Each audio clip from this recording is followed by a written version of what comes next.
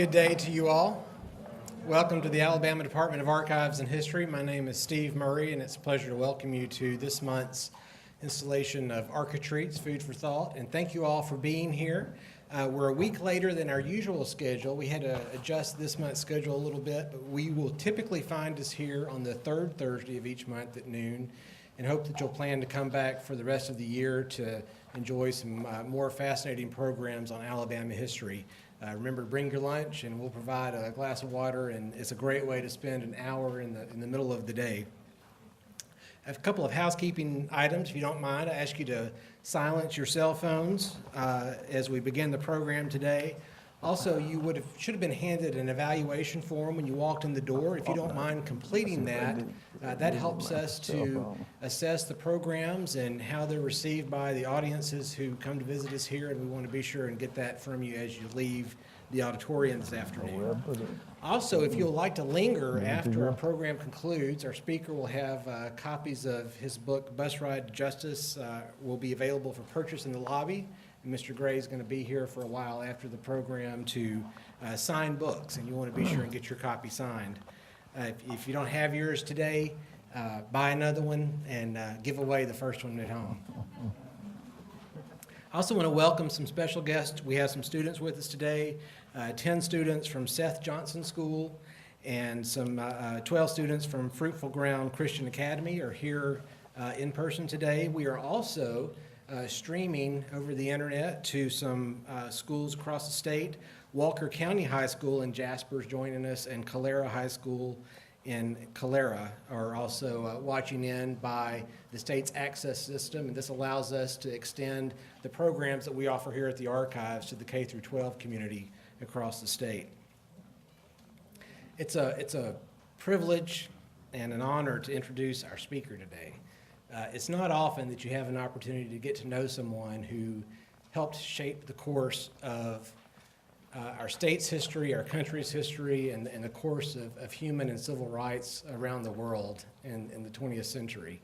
And we have a few people who fit into that category in this state, and there are several others who were trailblazers along with Mr. Gray who are in attendance today. And I won't try to mention all of them, but Reverend and Mrs. Gretz, some of our regular attendees, it's good to see you here today, and thank you for being here. But Fred Gray was a native of Montgomery, grew up here, graduated from Alabama State University, then went on to law school at what is now Case Western Reserve University, came back to Montgomery at the age of 23 and opened a law practice in 1954. And soon after that became integrally involved in the development and the advance of the movement for civil rights in our state and in our country. He was involved in representing Rosa Parks, Martin Luther King, many of the other leaders of the movement, but more than just serving as their attorney, Mr. Gray was a legal architect of the movement that helped to secure rights that we enjoy today and that many of us, I think, take for granted today. There's a long list of cases that he was involved in, and in many cases, the lead plaintiff's attorney. And I won't go through all of those today. That's why you want to buy the book in the lobby and take that home and read about it. Mr. Gray is going to speak to us today about a particular episode or a particular couple of years in that movement, about 50 years ago.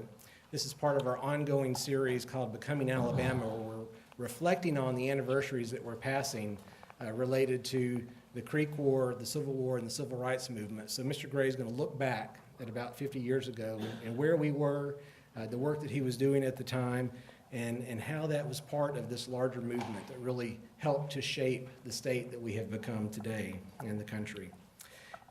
One of my favorite things about Mr. Gray is that he also serves as a member of the Board of Trustees of the Alabama Department of Archives and History. We're very grateful for his service for many years now, and he helps to steer this ship, and we're very grateful that he brings his experience and wisdom to that process as well. So let's welcome Mr. Fred Gray.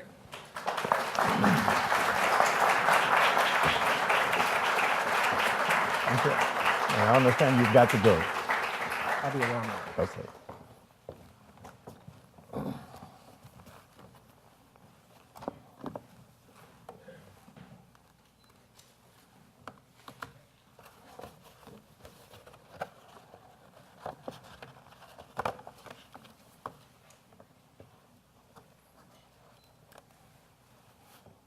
Good afternoon. I want to thank our director, Dr. Steve Murray, for the wonderful introduction. I'm appreciative to each of you who have come to share your noon hour with us today. I'm also appreciative to Ms. Pendleton, who serves as the assistant director, who ended up inviting me to engage in this activity really a little better than a year ago. And health problems indicated that I had other engagements and I couldn't make it. And then we were set for last week, and another engagement preempted, but I'm here today and I'm thankful for it. Also thankful for Ms. Hamill, who has done all the little details in making the arrangements. There are so many persons who are here, several people I know quite well, and I really need to acknowledge. Happy to have my wife Carol, who's here, and the Gratz, it's always good to see them. The Chatmans, a young man who, when I was in the middle of the civil rights movement, I was preaching for the church out in Newtown, notwithstanding the fact that folks said I was pretending to be a preacher. And Chadman, who now preached for that church, I baptized him out there during the middle of that. And then Ray Warren is here, and there's a group of us who are diehard Democrats, hard to find them now, and we meet every first Monday and talk. I'm happy to see all of these persons here, and I'm happy to see each of you. I'm particularly appreciative to the students who are joining us here today.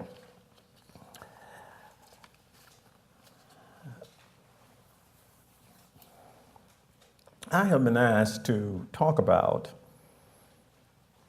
the civil rights world in Alabama in 1961 and 1963. In order for me to do that, I have to first let you know how I happen to have gotten involved in the civil rights movement. You know, a lot of people are now experts in the civil rights movement. And let me, before any of you ask me, there were some persons who asked me earlier whether I was in Washington yesterday for the unveiling of Mrs. Parks being installed in the statutory hall in the Capitol, which was a great honor. And I was not there, and they wanted to know why you weren't there. It's obvious, I wasn't invited. But so don't ask me that question when we get to the question and answer period. But in order for me to tell you about the 60s, I have to be able to tell you a little about how I became involved in the civil rights movement. Some people got involved in it purely by coincidence. Some people got involved in it because they were at a certain place at a certain time. Some people got involved in it because it got to be popular and they wanted to be a part of it. So I thought I would first tell you a little about how I got involved in it, being born here, as you know. Secondly, I'm going to try to do what I was asked to do, tell you about what happened during the 60s. Third, I want to talk about where we are today in the field of civil rights. And then last, where do we go from here to get to where we ought to be? Now, I know that in less than 45 minutes, somebody is going to do something that will tell me it's time to stop. And that's a big order, but I'm going to try to do it. Let me try to make it very, very, very short. Because I was born out in Washington Park, a little street called Hercules Street, which is right off of Hill Street near the back of St. Jude School. And I grew up on West Jeff Davis, Hill Street and Jeff Davis, because Jeff Davis don't extend beyond Hill now, but my house was the third lot on the left side. Lily Baptist Church is now there. My first school was Lovely School. But in the 40s, there weren't many professions that African American boys could really think about being. And basically, there were two professions, and you know what they were as well as I do for African American boys. And what were they? To be a what? A preacher and a what? And a teacher. I decided I'd be both. So we went to the Holt Street Church of Christ, which happened to be just on Holt in Columbia, and is still there, a few blocks from where Mrs. Rosa Parks lived and not too far from where E.D. Nixon lived. And I wanted to be a preacher, so we had a church school up in Nashville. And in 1942, my mother packed me up, took our preacher, who was a preacher at the Holt Street Church, and I went up to Nashville to learn how to be a preacher, only 12. Apparently, I did pretty good because the president of the school, who was a pioneer preacher in our church, decided he wanted to take me around as a product of the school to recruit students and raise funds. So for the next 3 or 4 years, that's what I did. I finished in 48. Now, coming back to Montgomery, knowing a little something about preaching, I'm going to learn how to become a teacher. So I enrolled in Alabama State. As I indicated to you, I lived on the west side of town. As you know, Alabama State's on the east side. Didn't have automobiles like everybody have them now. We used the public transportation system, so I used it from as little as twice a day to sometimes as much as 6 or 8 times a day. I saw how our people were mistreated on the buses. And I concluded that in addition to people ultimately going to heaven in the end, that we should be able to enjoy some of the benefits here on earth. I also realized that everything in Montgomery and Alabama at that time was completely segregated. And if a person had a cause of action against someone, if a person of color had a cause of action against a white person, your chances for even getting a lawyer was very nil, not to mention getting justice. So I made a decision, and the commitment that I made was I was going to go ahead, finish college at Alabama State, go to somebody's law school, not even apply to the University of Alabama because I knew they weren't going to admit me, even though later I filed a lawsuit that enabled Vivian Malone and David Hood and other African Americans to do that, and that was in 1963. But the commitment was I was going to go to law school, take the Alabama bar, open an office, become a lawyer, and destroy everything segregated I could find. Now, for a person my age, and at that time I was an upper teenager, to think about that was almost unheard of. I finished Alabama State, finished Case Western Reserve University in 3 years, stopped by Columbus just in case, and took the Ohio bar exam in June. In July of the same year, I took the Alabama bar, was told in August of 1954 that I had passed both, and on September the 8th, 1954, I was licensed by the Alabama Supreme Court to practice law in the state of Alabama. I am now ready to begin destroying everything segregated I could find. First case was not Rosa Parks' case, as you know. The first case was not that of Dr. King. It wasn't the Montgomery bus boycott, but as you know, it was Claudette Carvin, 15-year-old girl who did the same thing Mrs. Parks did, but did it 9 months before without the instructions that Mrs. Parks had received, some of which came from me for a period of a year, almost 5 days a week.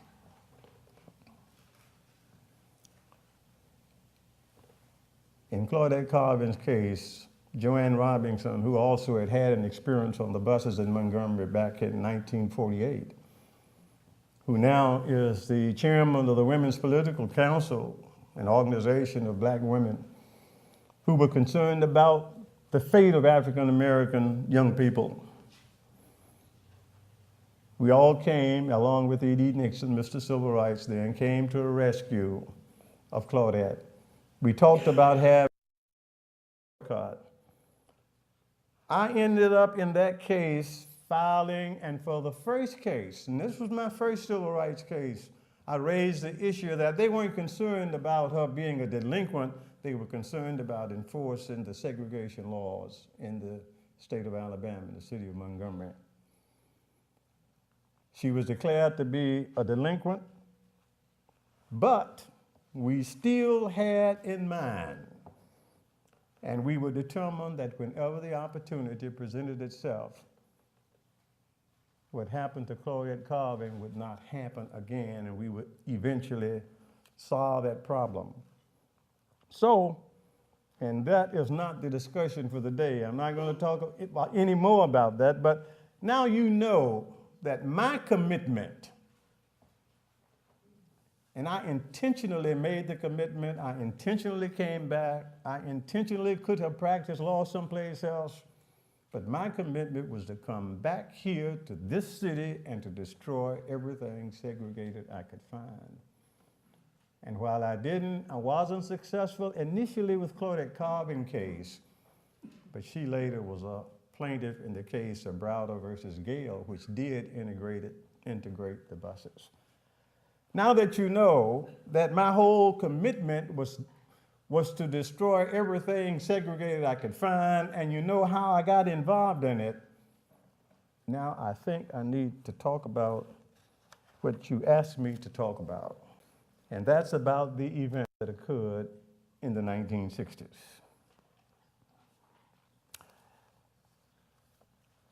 I stated in Bus Ride to Justice,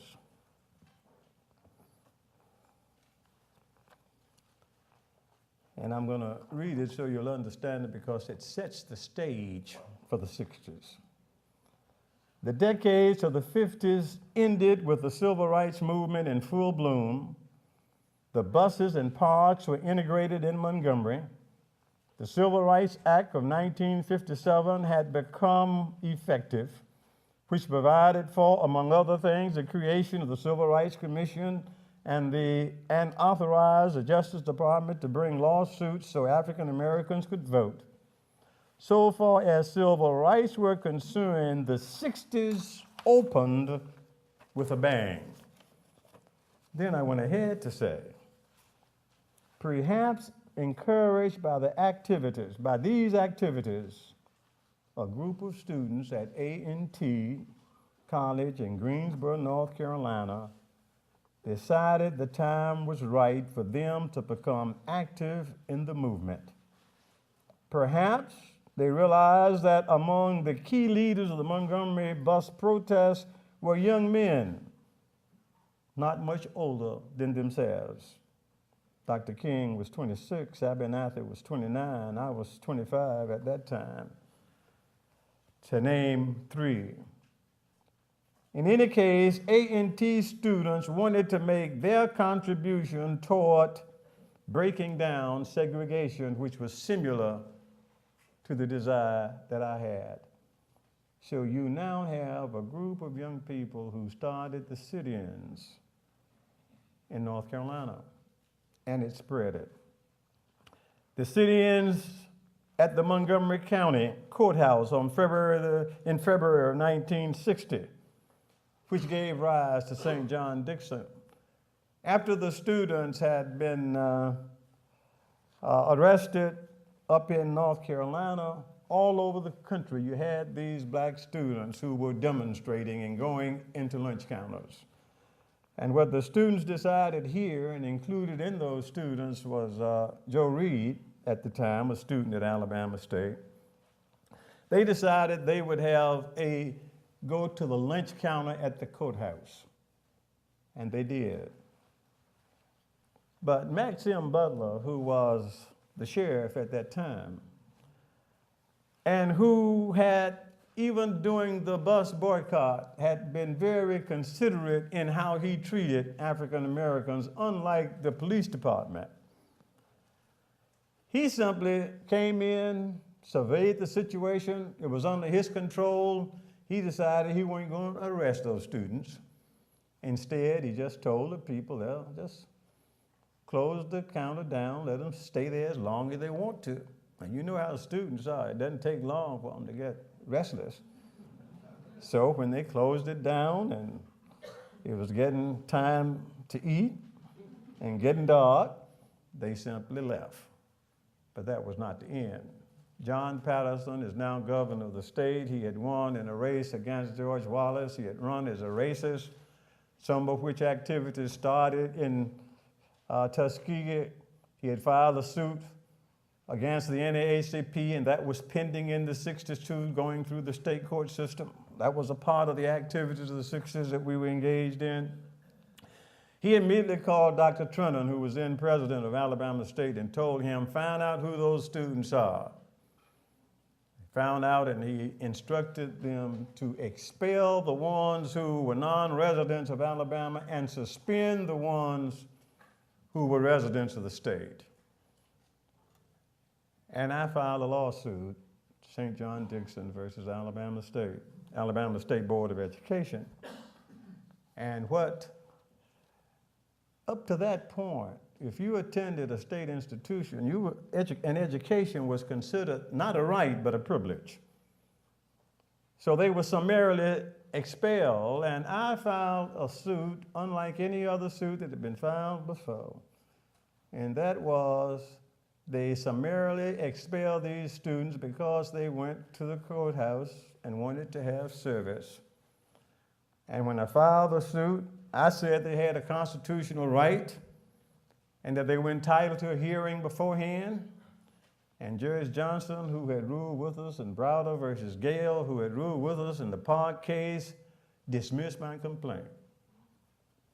I was sorely disappointed. He held, based on then precedent that we changed in that case when it got up to the Supreme Court.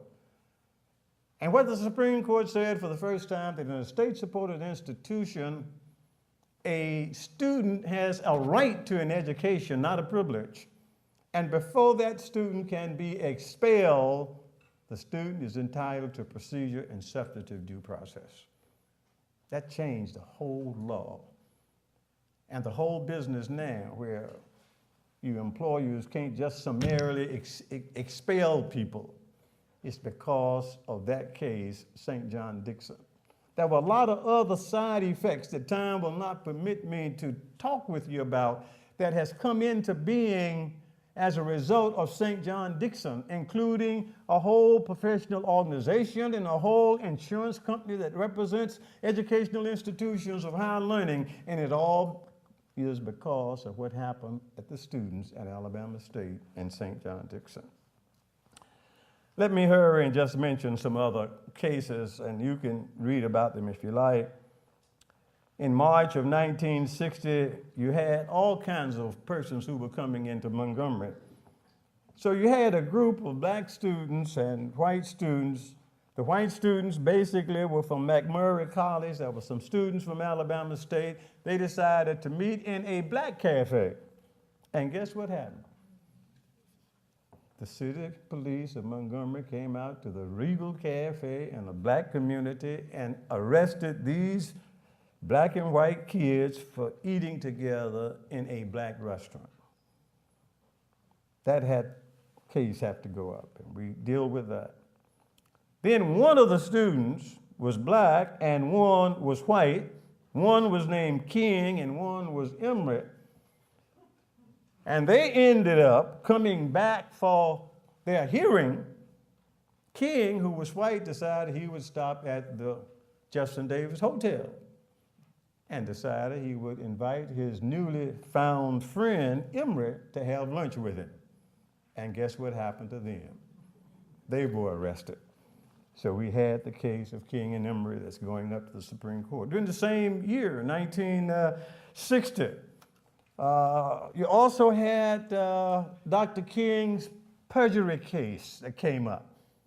We were trying that case in April, and that was one of the most important cases, really. And those persons who were diehard segregationists should have, and I've never quite understood why they didn't, but the case of State of Alabama versus Martin Luther King, in the middle of the Civil Rights Movement, when the state decided to indict and try Dr. King, we tried the case before an all-white male jury, because in those days, you white women couldn't even serve on juries, not to mention about black folks. We tried it at the courthouse, and guess what? They exonerated Martin Luther King in the middle of the Civil Rights Movement. I think that was one of the most important cases, really, because at this time, he's now moved ahead with the Southern Christian Leadership Conference. He's talking about the war in Vietnam. And if it could have been proven that while Dr. King is talking about justice and all, and he's cheating on his own taxes, it would have substantially interfered with his leadership role. So I think the white power structure in Montgomery ought to be happy, and let's give them a hand for what they did for Dr. King then. Well, the sit-ins, the freedom rides, oh, I'm sorry. I have touched your machine. You better stop it. I'm sorry. Okay, thank you.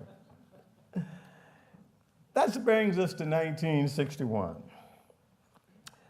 May of 1961, you had freedom riders arrived in Montgomery, and if you want to read about it, I don't have time to tell you. Look at one. In the original, and I understand there's a version that you have out, and the pages may be a little different, but in the one that I have, this page is on 180, it tells you the details about what happened on May of 1961, because we had a lot of things going on at that time. This was a year after the initial sit-in demonstrations at the lunch counter, and others in Montgomery's in 1960s. The Freedom Riders arrived in Montgomery. Their announced purpose was to test the interstate bus facilities in the South. This movement was developed by CORE, the Congress of Racial Equality, the Southern Christian Leadership Conference, and SNCC, Student Nonviolence Coordinating Committee. So you had all of these young people from across the country who were coming here in order to test whether or not you could use the facilities at the bus station on a non-segregated basis. May 24th, 1961, you had the Yale group arrived in Montgomery by bus. And there you had white and black kids who were there.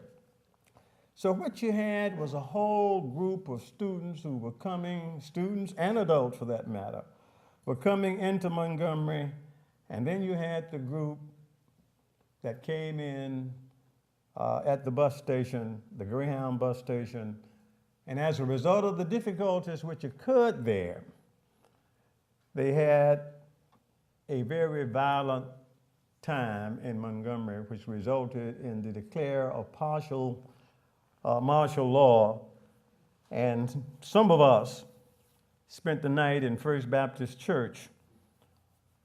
And as a result of all of that, and again, if you want to read about the details of Lewis versus Greyhound, and it describes in detail all of these activities. You had about 5 or 6 different groups coming in about the same time. So you really had a serious problem, and those cases went all the way to the Supreme Court.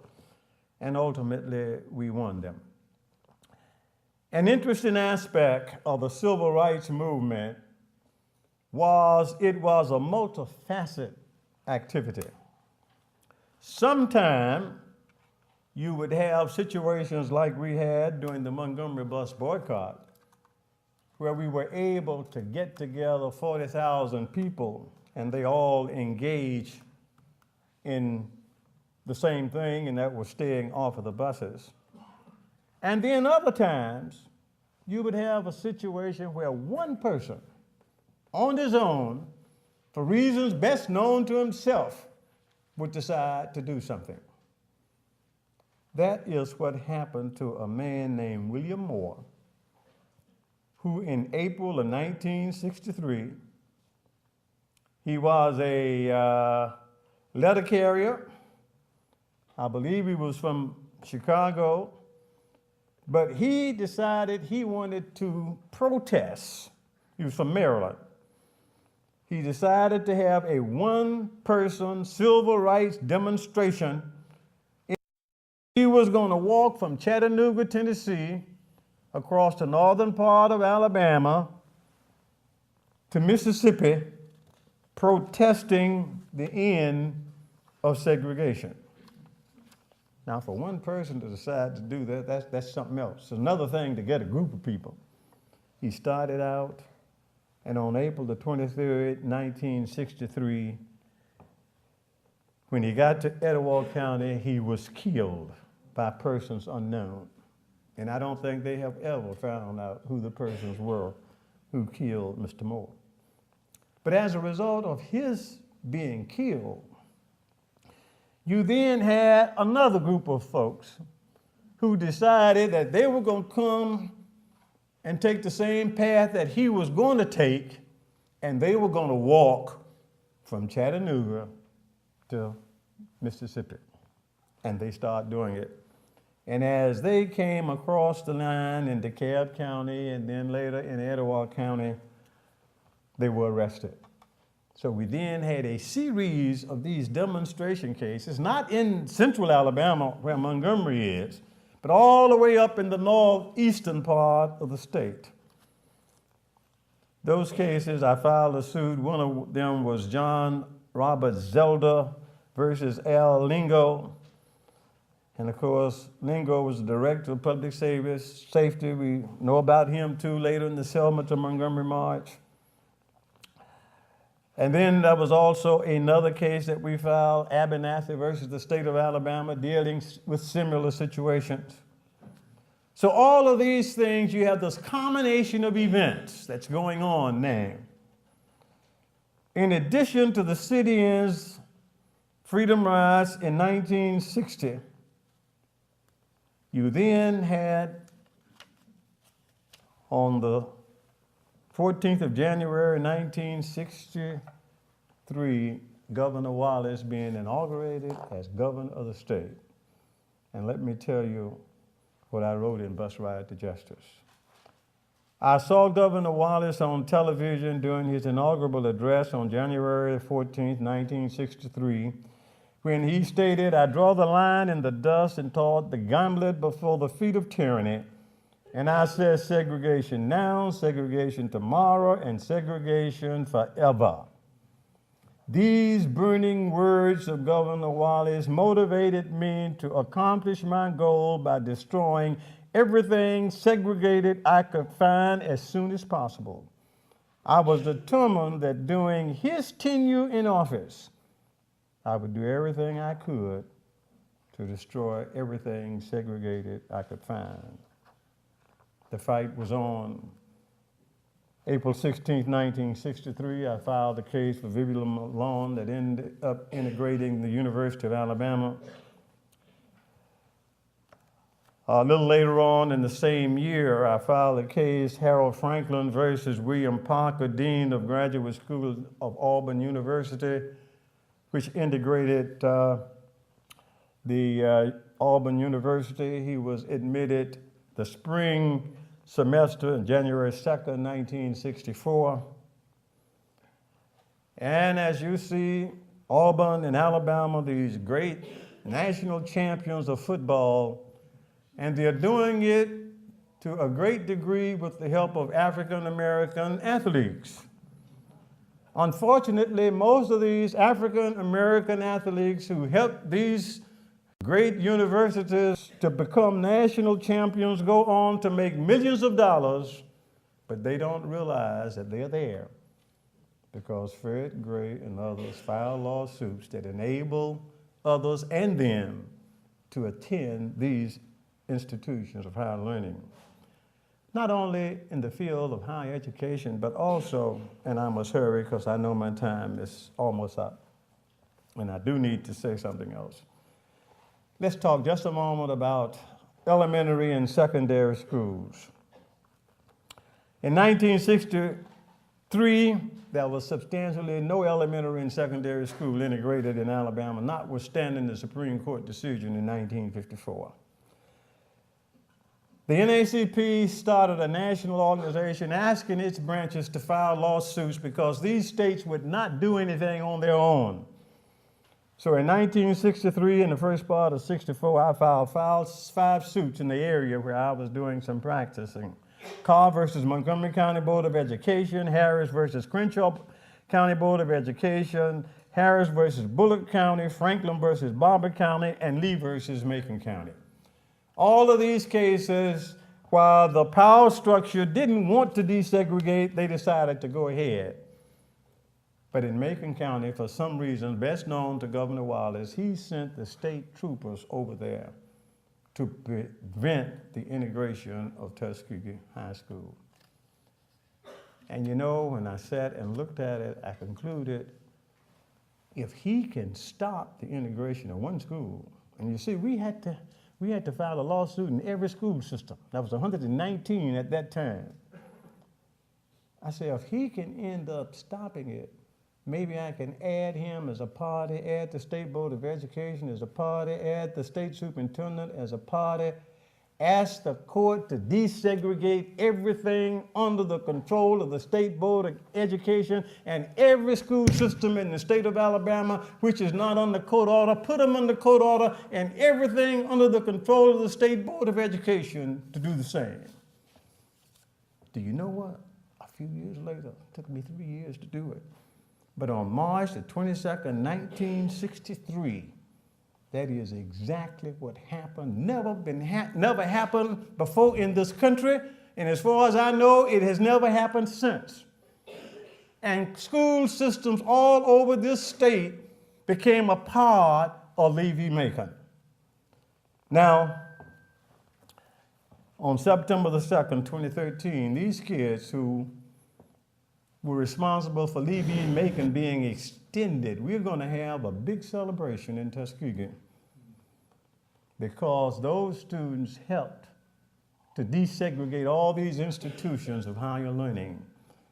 It's going to be in conjunction with the Tuskegee Human and Civil Rights Multicultural Center, and that is a history museum we have in Tuskegee, one of the best small museums in the country. And I want you, those of you who are really interested and want to help us support it, you can see me and I'll give you some information on it afterwards. But it is going to be important, and we want you to come to Tuskegee at that time because that case really did more as far as desegregating educational facilities than anything else in the state. Let me finish now and tell you a few other things that happened in 1963. On May 3rd, the police in Birmingham attacked the children with hoses and dogs. June 12, 1963, Medgar Evers was assassinated in Jackson, Mississippi. August 28, 63, over 250,000 African Americans and others went to Washington for the March on Washington and Dr. King's Dream. September 15, 1963, you had the girls who were killed in the 16th Street Baptist Church. And then in November of 63, President John F. Kennedy was assassinated. A fascinating time in the history, and Alabama was right in the middle of all of it. As a result of the activities generated during the Civil Rights Movement, the passage of the Civil Rights Act in 1957, the Public Accommodation Act, the Voting Rights Act in 1965, and the amendments thereto, the execution of certain executive orders, and the decision of the Warren Supreme Court, thousands of African Americans and other minorities have become registered to vote and have received the rights guaranteed under the 13th, 14th, and 15th Amendment to the Constitution of the United States. This resulted in the election of hundreds of African Americans and other minorities to various positions across the nation, including in Alabama, from city council, county commissioners, school boards, members of the legislature, and Congress. In addition to these African Americans and other minorities who were elected to office have in terms appointed thousands of other individuals who are serving their country well in this country. The result of what we did in the early years of the Civil Rights Movement, much of which occurred here in Montgomery and in the state of Alabama, made it possible for Senator Obama to become the 44th President of the United States in 2008 and re-elected in 2012. The hands that picked the cotton in Alabama picked the 44th President of the United States. While it all started on the buses, it didn't end on the buses. Notwithstanding the progress that we have made, notwithstanding the fact that we have an African American in the White House and Attorney General, we still have some serious problems. There are serious problems in this court, in this country. The Supreme Court now is on the verge of reversing itself. And just on yesterday, could you imagine the state of Alabama and Shelby County having the nerve to go up to the Supreme Court and say, we don't need federal intervention in helping to preserve the rights of African Americans?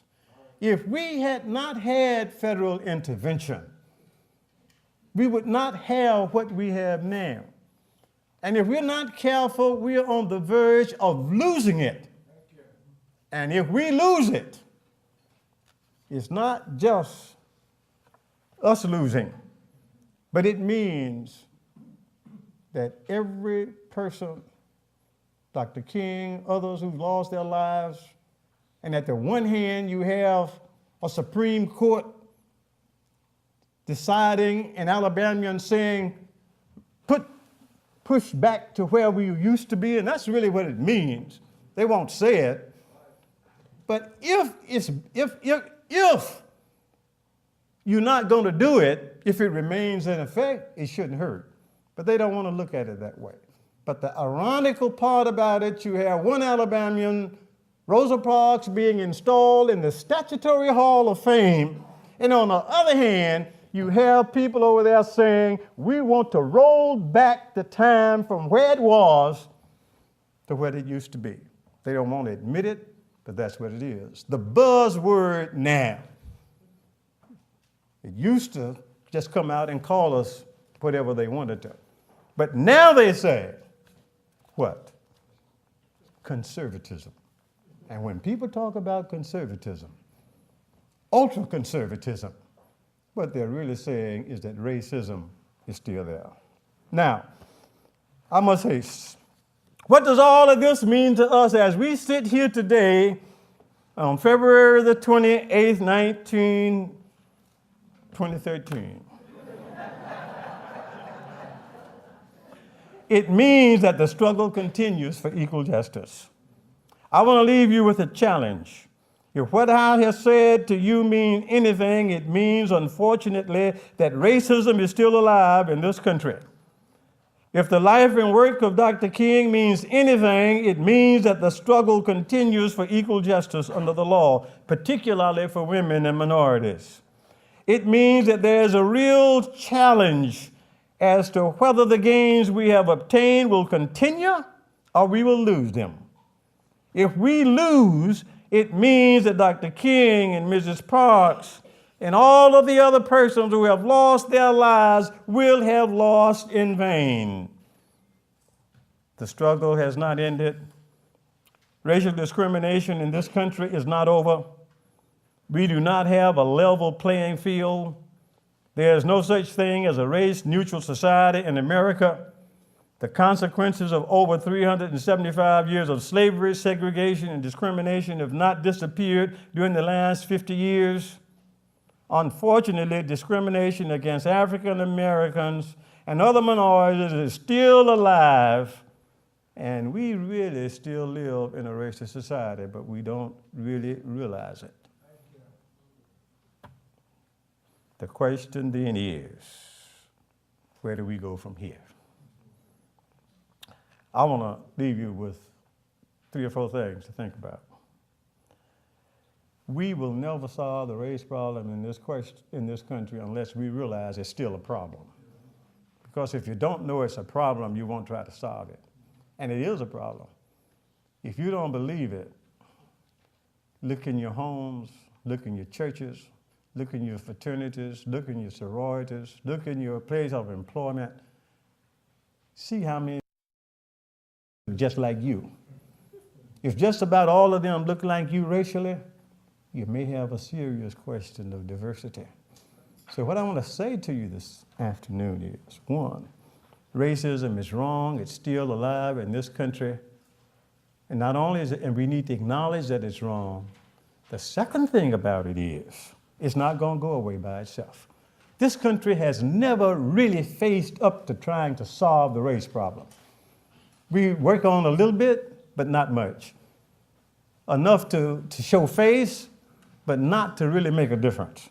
Secondly, we're going to have to come up with a plan. If Joanne Robinson and I had not worked in her living room on the evenings of December the 1st and December 2nd and made the plans for the Montgomery bus boycott, we would not have had a Montgomery bus boycott at that time. So what I'm saying to you, it takes plans in order to do that. If I had not sat down in my office during Mrs. Park's lunch hours and we talked about what to do in the event you are faced with a situation on the buses and what's the best way to do it in order to solve the problems, if we hadn't taken that year and all the work that she had done in preparing her for it, we may never have had a bus boycott like we had. So I'm saying to you, it takes plans. Then secondly, third, you have to execute the plans. And the last thing I want to tell you about, all of us would like to have a wonderful race-neutral society where everybody is treated equally and fairly and justly.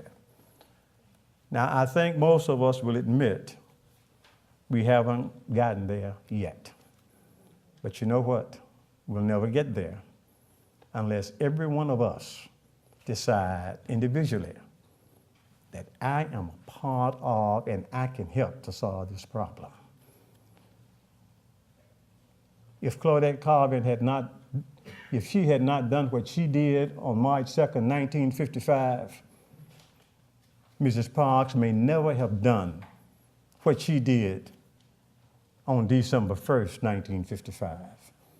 If Mrs. Parks had not done what she did on that day, there would never have been a trial on the 5th of December.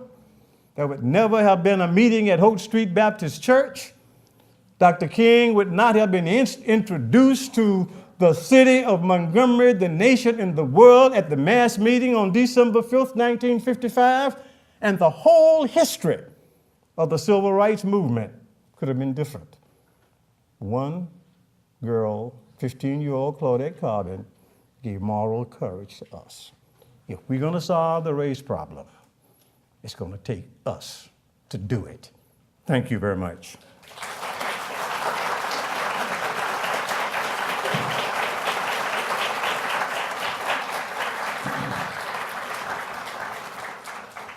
We have a few minutes for questions. If you would like to ask a question, raise your hand.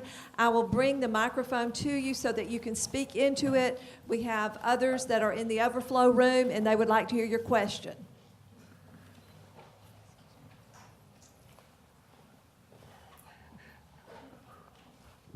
Thank you. I'm trying to understand about this race-neutral society.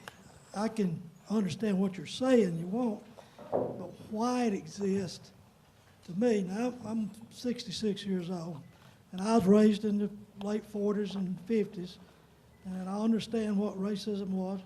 We had 3 African Americans lived on the farm. That's who I played with. That's all I had.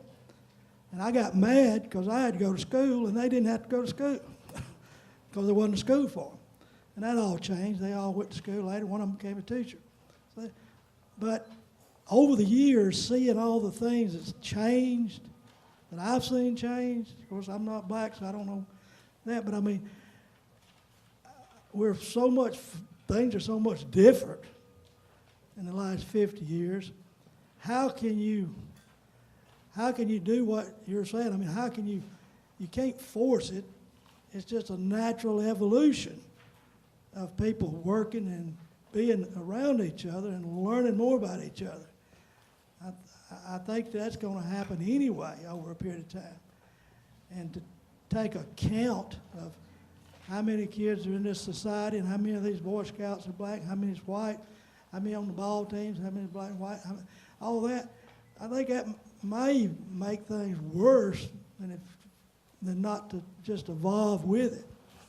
But how would you, if you could just wave a wand, how would you do it to make everything race neutral? I mean, I don't know how you can do that. Let me mention a couple of things, and I appreciate your comments. I'm the first person to admit that we've made a tremendous amount of progress. And the one way I look at it, when I go through these, this is just one example, through the courthouse, the city hall, the federal building, the legislature, I see a lot of people up there who look like me, who have responsible positions. And you know what? When I was in the legislature in 1970, the only person other than Thomas Reed and me was a few inmates from Gilbert Prison who were there doing work. So what I'm saying is we have made a tremendous amount of progress.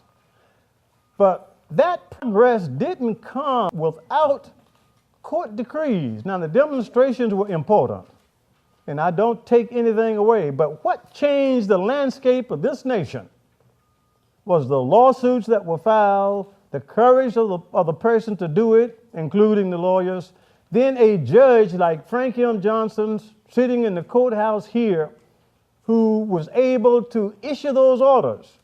And what he did when he issued the orders, he ended up insisting that the federal government enforces it. Now, that was the government's part. And I agree with you, you can't force things, but what I had hoped, and as an African American born in this city and hoping the greatest for it, I thought that the power structure of this city and this state, when it saw that African Americans could perform as well as whites or better, if given an opportunity, that their attitudes and their minds would change. But you know what? For the most part, your governmental agency still will just do what a federal court compels them to do. And I think that's wrong. I think we ought to look at things in terms of what's right and wrong, and if it's the right thing to do it. My daughter told me when I was getting ready some years ago to go really to speak to a white group up in the Northwest. She said, Daddy, one of the things that and why we don't get along is because we don't know each other. Do you know white people and black people really don't know each other? Now, those of us who know each other, and that was a lady that my mother worked for named Betty Aldrich, who lived right on High in Lawrence years ago. My mother had the greatest respect for her, and she had the greatest respect for her, even to the extent that my mother had named me Fred Lee Gray, and Miss Betty decided she wanted me to be Fred David Gray, and my mother changed my name from Lee to David. But I'm saying we don't know each other. And what Deborah told me is that if we were to decide that you have your very best friend of another race, then you would learn a great deal about that person. and you would probably begin to have a whole different attitude about what's there. Hi, Mr. Gray. First of all, thank you for your time, and above all, thank you for your service for us. I teach Sunday school, and all of my Black history information shows a different name on your first case, Claudette Colbert. Is that not her name? Claudette Colvin, C-O-L-V-I-N. Okay, well, our history books or our information has a different name. It's Claudette Colvin. Okay, why is? I can't tell you about the history books, Why, but it's as the I same recall, 15 the years. way she told me that she spells it is It's not Colvin. C-O-L-B-E-T-T, it's C-O-L-V-I-N. C-O-L-V-I-N, I believe that's Okay. correct. Claudette Colvin. Okay. Lived Thank you up very in much. King Hill, the northeast section of the city. We have another question. Hello, I'm a student at Alabama State University, and I was wondering, what do you suggest? What do you suggest as college students today? What can we do to help change the state of racism, and basically to help break it up now? What can we do? Okay, that's a good question. What can we do to change things? Now, you know what? I am 82 years of age. When I saw in Montgomery, when I was a teenager, everything segregated, and I saw our people not being treated right, guess what? I didn't ask anybody to tell me what to do.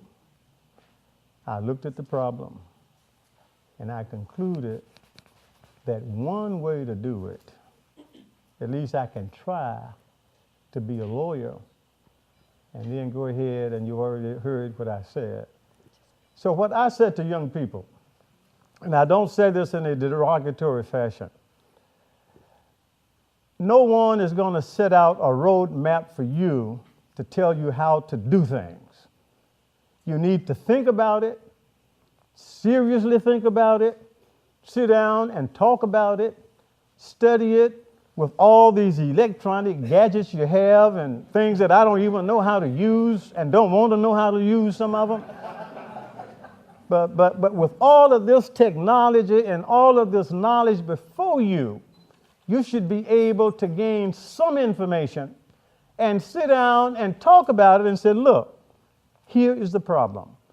And the reason we were able to do what we did in the bus boycott in Montgomery, and we couldn't have done it, I don't think, with anything else at the time, we recognized we had a real problem. And people were just waiting on somebody to come with a solution. You may be the person who may look at a problem, who may be able to talk to somebody else. And you might even start a movement, might result in changing whatever that condition is. So we just need to put ourselves together and use what we have, and you'll be surprised what the results, and you'll also be surprised the help you get. See, I realized I didn't know anything about law. When they selected me to be the lawyer for the bus boycott, you know what I did? I'd heard about there was a man in New York named Thurgood Marshall. I got on the phone and called him and said, Mr. Marshall, you may have read about what we're doing in Montgomery. They've asked me to be the lawyer, and I don't know what to do. Can I come up and talk with you? He said, come on up, and we established a relationship with the NAACP and the Legal Defense Fund that started on the 20th of December, 1955, and it lasts until this day. I got a phone call just this morning and yesterday from the newly appointed Director Counsel of the NAACP Legal Defense Fund, same organization that he was a member of. She's coming down here to the bridge crossing and wanted to know if she could see me. And we have an appointment set up in my Montgomery office for 3:30 on Monday. So you can't tell what you can do if you get out and try. Thank you. We're out of time for questions, but Mr. Gray will be here for a few minutes afterwards. You may want to speak with him, or if you have a book that you would like to have him autograph, he will be here. And please turn in your evaluation forms. Thank you for coming today. Thank you, Mr. Gray.